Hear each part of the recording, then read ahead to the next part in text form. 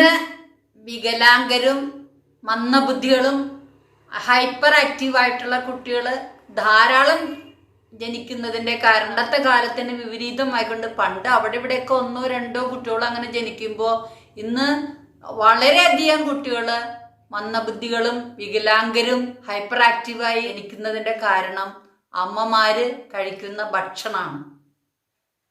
തലമുറയിൽ ആരും അങ്ങനെ ഇല്ലാത്ത എപ്പോഴും നമ്മുടെ കുടുംബത്തിൽ അങ്ങനെ ഒരു കുട്ടി ജനിക്കുന്നുണ്ടെങ്കിൽ അതിൻ്റെ പ്രധാന കാരണാക്കളുടെ ഭക്ഷണം പ്രത്യേകിച്ച് അമ്മയുടെ ഭക്ഷണമാണ്.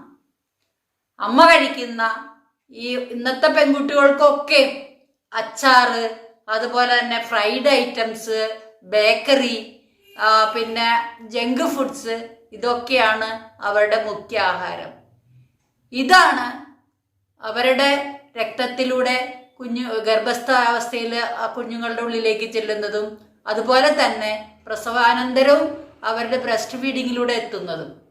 അതുകൊണ്ട് നമ്മുടെ വരും തലമുറ അംഗവൈകല്യമുള്ളവരും മന്ദബുദ്ധികളും അതുപോലെ തന്നെ ഹൈപ്പർ ആക്റ്റീവ് ആയിട്ടുള്ള കുട്ടികളാവാതിരിക്കാനായിട്ട് അമ്മമാര് പ്രത്യേകം ശ്രദ്ധിക്കണം.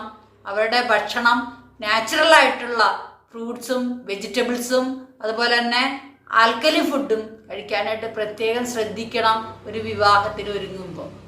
അല്ലെങ്കിൽ ഇങ്ങനെ ഒരു കുഞ്ഞുണ്ടായാൽ അനുഭവിക്കാൻ പോകുന്ന ദുരന്തം ഒന്ന് ആലോചിച്ച് നോക്കുക.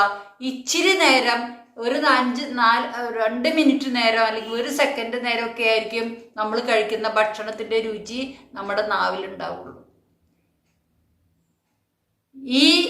ആ രുചിക്ക് വേണ്ടി നമ്മുടെ ജീവിതം മുഴുവനും ബലി അർപ്പിക്കണോ എന്ന് നമ്മൾ ചിന്തിക്കേണ്ടിയിരിക്കുന്നു.